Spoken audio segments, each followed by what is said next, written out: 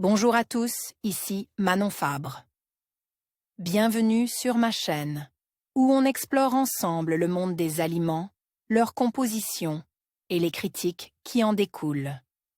Si vous voulez mieux comprendre ce que vous mangez et faire des choix éclairés, n'hésitez pas à vous abonner pour rester informé. Prêt à découvrir? C'est parti. Bonjour à tous. Dans cette vidéo, je vais vous parler des changements importants concernant le Nutri-Score qui entreront en vigueur en 2024. Nous allons explorer ensemble ce que cela signifie pour notre alimentation quotidienne, comment ces modifications pourraient influencer nos choix alimentaires et pourquoi il est essentiel de rester informe. Restez avec moi pour découvrir tous les details et comprendre comment ces ajustements peuvent impacter notre santé et notre bien-être. C'est parti! La nouvelle vient de tomber. Dès le 1er janvier 2024, le système d'étiquetage du Nutri-Score change pour correspondre davantage aux recommandations alimentaires. Les produits transformes vont être pénalisés. En France, le Nutri-Score a été mis en place depuis 2017. Ce logo base sur une échelle de 5 couleurs et de 5 lettres est destiné à informer sur la qualité nutritionnelle des produits que nous achetons. En 2024, son mode de calcul évolue pour aider encore mieux les consommateurs à faire les bons choix. Le Nutri-Score va durcir ses règles dès le 1er janvier, les produits qui contiennent trop de sucre, d'édulcorants, de graisse ou de sel vont être plus durement notés. Le dispositif sera également plus exigeant avec les fibres et les protéines.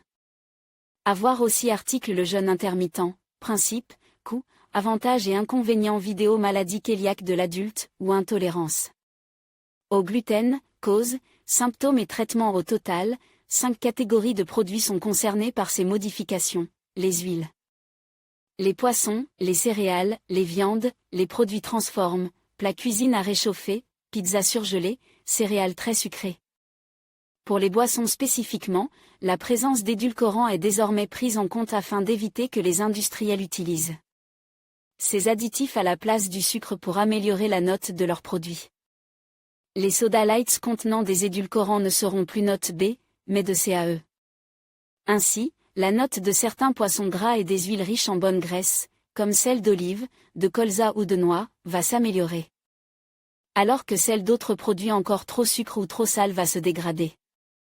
De plus, il sera plus facile de repérer les produits à base de farine complète, riches en fibres, qui auront désormais de meilleurs scores que leurs équivalents raffines.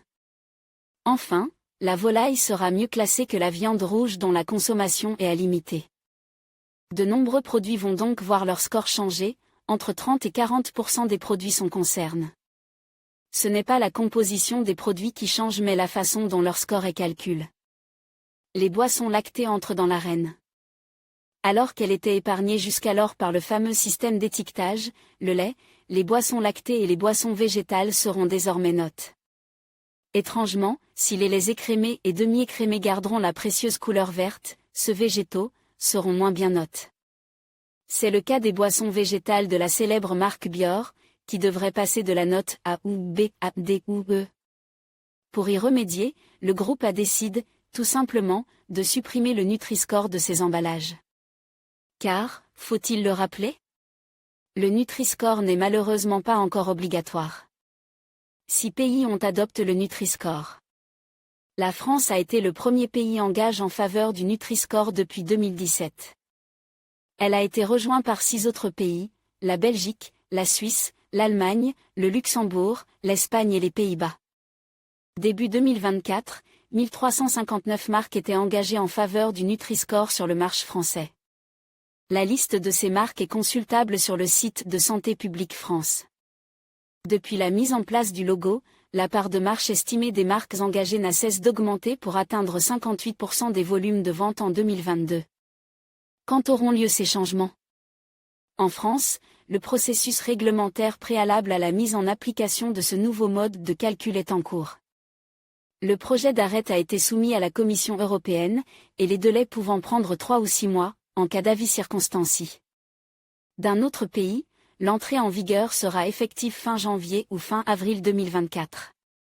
En conclusion, les changements apportés au Nutri-Score en 2024 visent à améliorer la transparence et à encourager des choix alimentaires plus sains. Avec l'introduction de nouveaux critères et une mise à jour des algorithmes, les consommateurs pourront mieux comprendre la qualité nutritionnelle des produits. Il est essentiel de rester informé et d'adapter nos habitudes alimentaires en conséquence. Merci de nous avoir suivis pour ce point sur le Nutri-Score, et n'hésitez pas à partager vos réflexions sur ces évolutions.